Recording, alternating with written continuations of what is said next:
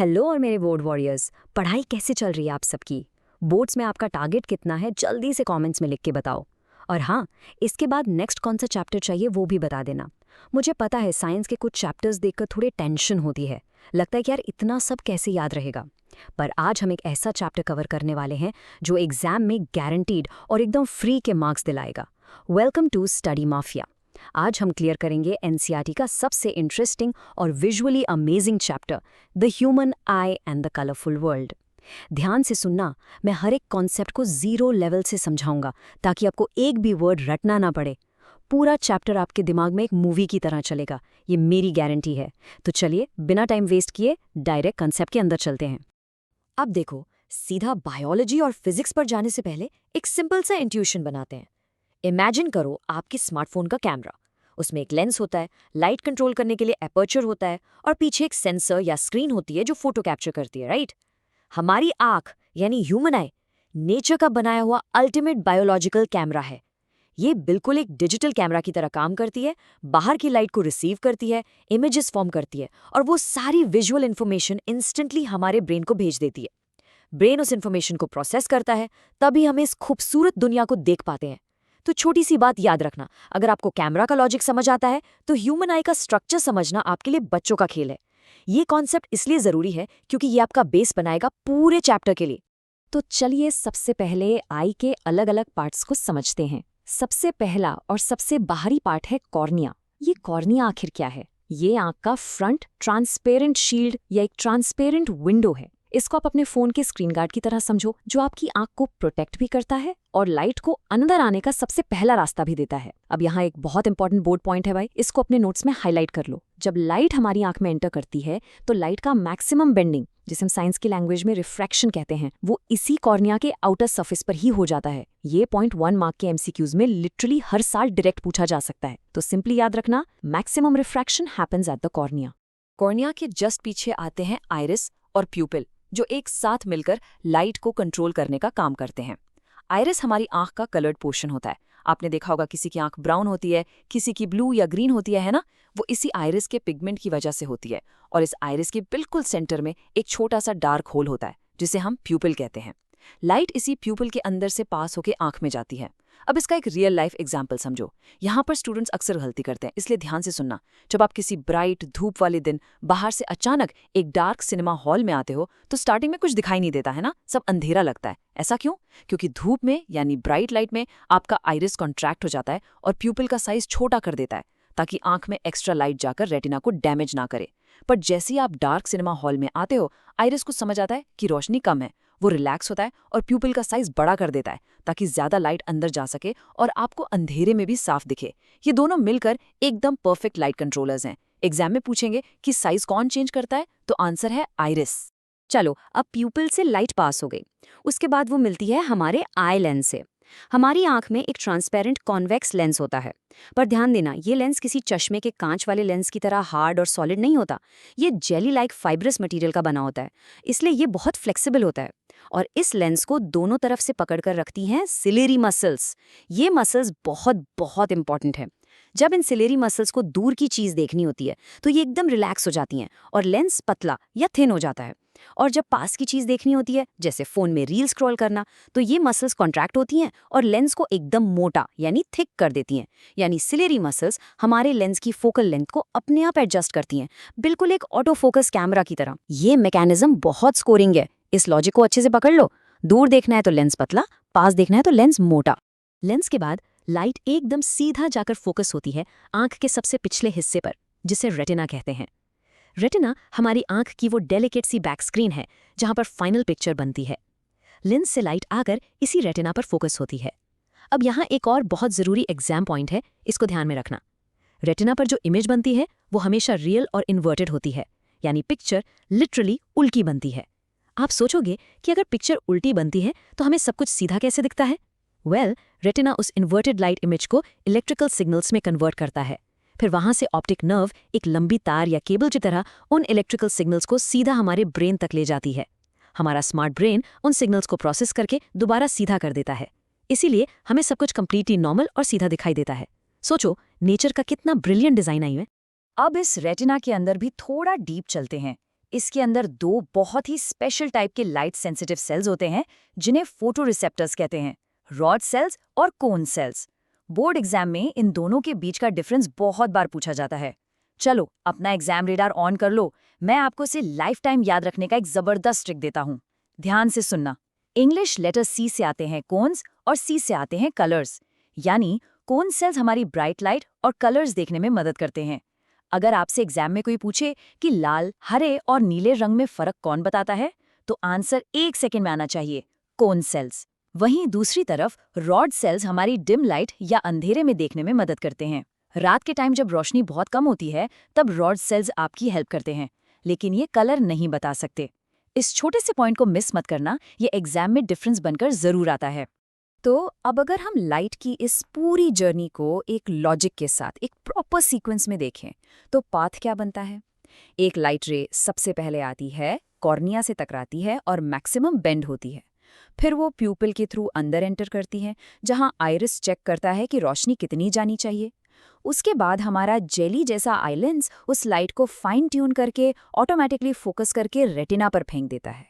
और finally retina पर एक उल्टी इन्वर्टेड इमेज बन जाती है, जहां से ऑप्टिक नर्व यूज से ब्रेन तक पहुंचा देती है। ये 4 स्टेप्स का कंटिन्यूअस पाथ आपके दिमाग में एकदम परमानेंटली सेट हो जाना चाहिए। चलिए फटाफट एक 20 सेकंड का क्विक रिकैप लेते हैं ताकि ये पूरी एनाटॉमी यहीं के यहीं लॉक हो जाए। रेडी?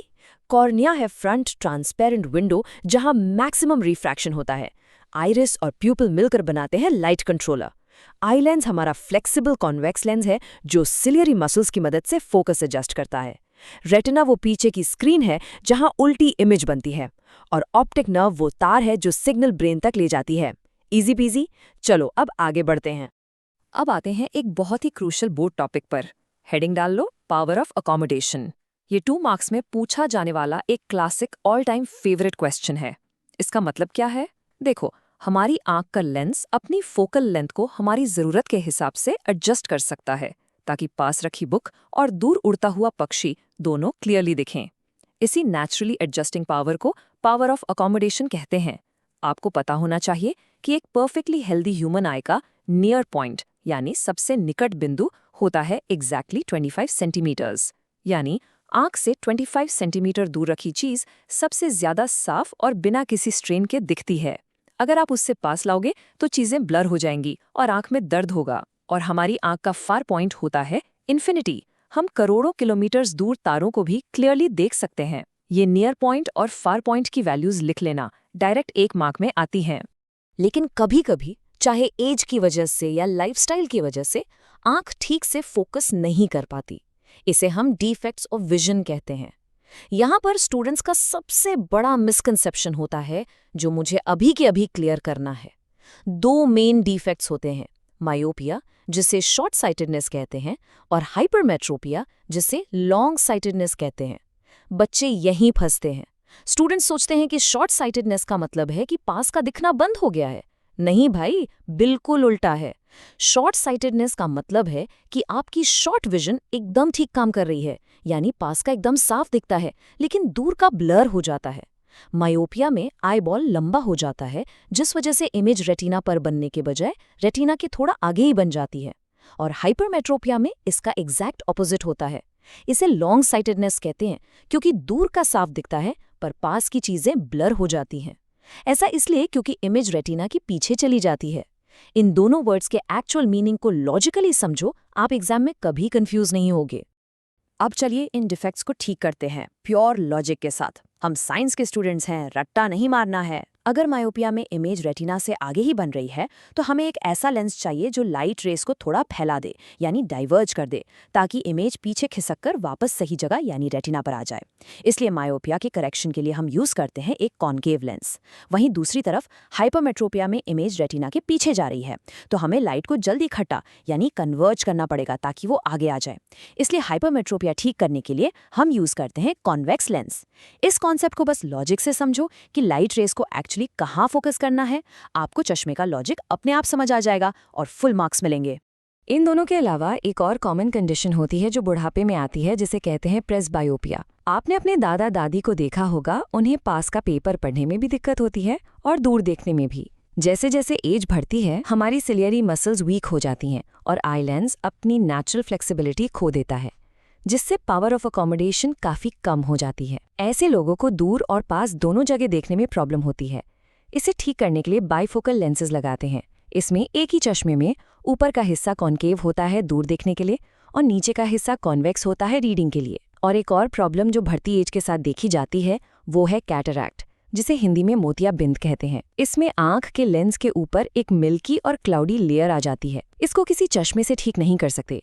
इसे सिर्फ और सिर्फ एक छोटी सी सर्जरी करके नया आर्टिफिशियल लेंस लगाकर ठीक किया जा सकता है। चलो, ह्यूमन आई की एनाटॉमी हो गई। अब हम ट्रांजिशन करते हैं और चलते हैं नेचर के प्योर मैजिक की तरफ।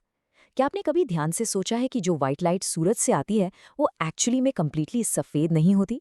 जब एक नॉर्मल वाइट सनलाइट किसी कांच के प्रिज्म से गुजरती है तो वो मैजिक की तरह अपने 7 अलग अलग कॉन्स्टिट्यूएंट कलर्स में टूट जाती है। बस इसी स्प्लिटिंग ऑफ वाइट लाइट को हम डिस्पर्जन ऑफ लाइट कहते हैं। ये माइंड ब्लोइंग कॉन्सेप्ट सबसे पहले सर आइजैक न्यूटन ने प्रूव किया था। उन्होंने एक प्रिज्म यूज करके बताया कि व्हाइट लाइट बेसिकली 7 कलर्स का एक परफेक्ट मिक्सचर है, जिसे हम याद रखते हैं विबजियोर से, यानी violet, indigo, blue, green, yellow, orange और रेड। यहाँ एक ज़रूरी डिटेल है जो एग्जाम में आती है। वायलेट कलर की लाइट सबसे ज़्यादा बेंड होती है और रेड कलर की लाइट सबसे कम बेंड होती है। प्रिज्म के अंदर हर कलर की स्पीड अलग होती है और इसी अलग अलग बेंडिंग स्पीड की वजह से लाइट अलग अलग कलर्स में बढ़ जाती है और हमें स्पेक्ट्रम दिखता है। और इसी डिस्पर्जन का सबसे खूबसूरत नेचुरल और रियल लाइफ एग्जाम्पल क्या है? बिल्कुल सही, एक रेनबो यानी इंद्रधनुष। ये पॉइंट एग्जाम के पॉइंट ऑफ व्यू से बहुत बहुत ज्यादा इंपॉर्टेंट है। ये गारंटीड बोर्ड एग्जाम फेवरेट है, तो अपने कॉपी में इस पे स्टार लगा लो। आखिर आसमान में रेनबो बनता कैसे है? बारिश के बाद जब हवा में छोटी छोटी वाटर ड्रॉपलेट्स या पानी की बूंदें बची होती हैं तो वो टाइनी छोटे छोटे प्रिज्म्स की तरह काम करती हैं। जब सूरज की लाइट इस पानी की बूंद में एंटर करती है तो एग्जैक्टली 4 इंपॉर्टेंट स्टेप्स होते हैं। पहले होता है रिफ्रैक्शन, जहां लाइट थोड़ा बेंड होती है। फिर होता है डिस्पर्जन, जहां व्हाइट लाइट अपने 7 कलर्स में टूटती है। उसके बाद होता है टोटल इंटरनल रिफ्लेक्शन, जहां बूंद के अंदर रोशनी बैक बाउंस करती है। और फाइनली बाहर आते वक्त फिर से होता है रिफ्रैक्शन। इन 4 लॉजिकल स्टेप्स की वजह से हमें आसमान में विबजियोर के परफेक्ट ऑर्डर में एक स्टनिंग रेनबो दिखता है। चलो, अब मेरे पास आपके लिए एक एवरीडे फिनोमिनन वाला मज़ेदार सवाल है। रोज रात को जब आप आसमान में देखते हो तो तारे जगमगाते हुए यानी ट्विंकल करते हुए दिखते हैं। पर क्या आपने कभी ध्यान से नोटिस किया है कि प्लैनेट्स जैसे वीनस या मार्स वो कभी ट्विंकल नहीं करते? वो एक कांस्टेंट लाइट देते हैं। ऐसा आखिर क्यों होता है? इसके पीछे का साइंटिफिक वाई क्या है? ये कोई मैजिक नहीं है दोस्तों, ये प्योर साइंस है। चलिए जानते हैं इसका राज। तारों के ट्विंकल करने का रीजन है एक कॉन्सेप्ट जिसे कहते हैं एटमॉस्फेरिक रिफ्रैक्शन। देखो, हमारी अर्थ के ऊपर एटमॉस्फेयर की बहुत सारी अलग अलग लेयर्स हैं और हर लेयर की हवा की डेंसिटी एकदम अलग होती है। हवा कहीं बहुत गर्म है, कहीं ठंडी है। जब इन करोड़ों किलोमीटर्स दूर तारों की रोशनी इन हवा की लेयर्स से गुजरती है तो वो बार बार बेंड होती है, यानी कंटिन्यूअस रिफ्रैक्शन होता है। इसी वजह से तारे की अपैरेंट पोजीशन और उसकी चमक हमारी आंखों में हिलती डुलती लगती है और हमें लगता है कि तारा ट्विंकल कर रहा है। लेकिन प्लैनेट्स ट्विंकल क्यों नहीं करते भाई? क्योंकि तारे हमारे अर्थ से बहुत ज्यादा दूर हैं, तो वो सिर्फ एक डॉट या पॉइंट साइज लाइट सोर्स की तरह एक्ट करते हैं। जबकि प्लैनेट्स अर्थ के बहुत पास हैं, वो बड़े दिखते हैं, एक्सटेंडेड सोर्स है और उनसे आने वाली लाइट रेज इतनी सारी होती हैं कि उनके बेंडिंग का टोटल इफेक्ट आपस में कैंसिल आउट होकर एवरेज 0 हो जाता है। इसलिए प्लैनेट्स आपको कभी टिमटिमाते हुए नहीं दिखेंगे। एग्जाम में आए तो बस एक्सटेंडेड सोर्स और एवरेज 0 वाला पॉइंट लिखा है ना।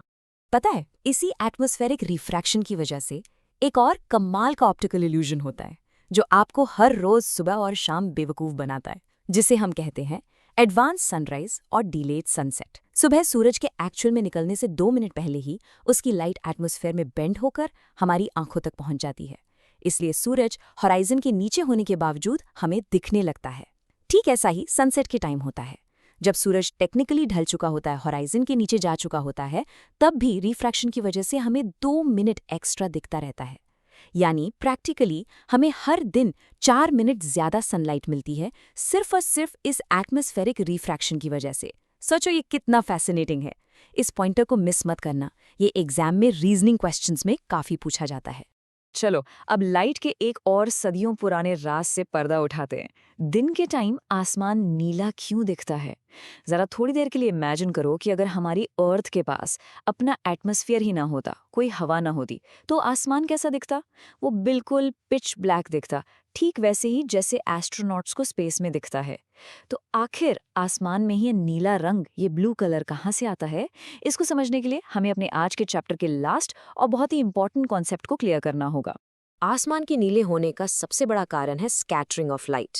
हमारे अर्थ के एटमॉस्फेयर में हवा के मॉलिक्यूल्स, बहुत सारी छोटी छोटी डस्ट पार्टिकल्स, गैसेस और वाटर ड्रॉपलेट्स भरी पड़ी हैं। जब वाइट सनलाइट इन छोटे छोटे पार्टिकल से टकराती है तो वो इन पार्टिकल से टकराकर लाइट को अलग अलग डायरेक्शंस में फैला देती है। लाइट के इस तरह फैलने को या बिखरने को ही हम साइंस में स्कैटरिंग कहते हैं। आप सबने रियल लाइफ में इसका एग्जाम्पल पक्का देखा होगा, जिसे टाइंडल इफेक्ट कहते हैं। जब एक बंद अंधेरे कमरे में एक छोटे से रोशनदान या पर्दे के गैप से एक धूप की किरण आती है तो उस रोशनी के रास्ते में आपको धूल के कण यानी छोटे छोटे डस्ट पार्टिकल्स चमकते हुए और घूमते हुए दिखते हैं ना। यही तो एग्जैक्टली टाइंडल इफेक्ट है, जहां डस्ट पार्टिकल्स लाइट को स्कैटर कर रहे हैं ताकि आप उस लाइट का रास्ता देख पाओ। अब आते हैं फाइनल पॉइंट पर कि ब्लू स्काई ही क्यों? विबग्योर कलर्स में ब्लू और वायलेट कलर्स की वेवलेंथ सबसे छोटी होती है। इसलिए दिन के टाइम जब सनलाइट थोड़ा छोटा डिस्टेंस ट्रैवल करके ऊपर से सीधी आती है तो एटमॉस्फेयर के छोटे पार्टिकल्स ब्लू कलर को सबसे ज्यादा फैलाते हैं, यानी स्कैटर करते हैं। और इसी वजह से पूरा आसमान नीली लाइट से भर जाता है और हमें ब्लू दिखता है। ये कंसेप्ट बोर्ड्स के लिए एब्सोल्युटली क्रूशियल है। पर ध्यान दो, सनसेट या सनराइज के टाइम वही सूरज हमें लाल यानी रेड क्यों दिखता है? देखो, सनसेट के टाइम सूरज होराइजन पर एकदम साइड में होता है, तो रोशनी को एटमॉस्फेयर में बहुत ज्यादा लंबा सफर तय करना पड़ता है। इस लंबे सफर में सारा का सारा ब्लू और शॉर्ट वेवलेंथ वाला कलर तो रास्ते में ही स्कैटर होकर बिखर कर खत्म हो जाता है।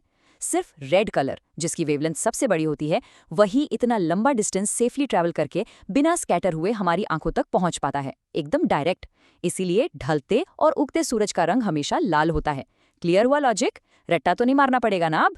तो बच्चों, हमारा चैप्टर सक्सेसफुली यहाँ कंप्लीट होता है। चलिए एक फास्ट हाई एनर्जी रिवीजन करते हैं ताकि सब कुछ दिमाग में सेट हो जाए। हमने स्टार्ट किया आई एनाटॉमी से, जहां कॉर्निया और रेटिना का फंक्शन समझा।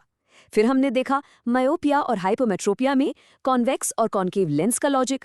उसके बाद हमने प्रिज्म के अंदर का विबजियोर और रेनबो फॉर्मेशन समझा, जिसमें चारों स्टेप रिफ्रैक्शन और रिफ्लेक्शन कवर किए।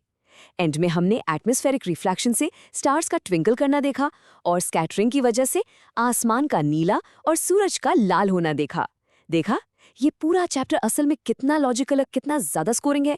अगर आपने इस लेक्चर को शांति से और ध्यान से सुना है तो आपके कॉन्सेप्ट्स अब क्रिस्टल क्लियर हो चुके हैं। एक फाइनल थॉट देकर जा रहा हूं।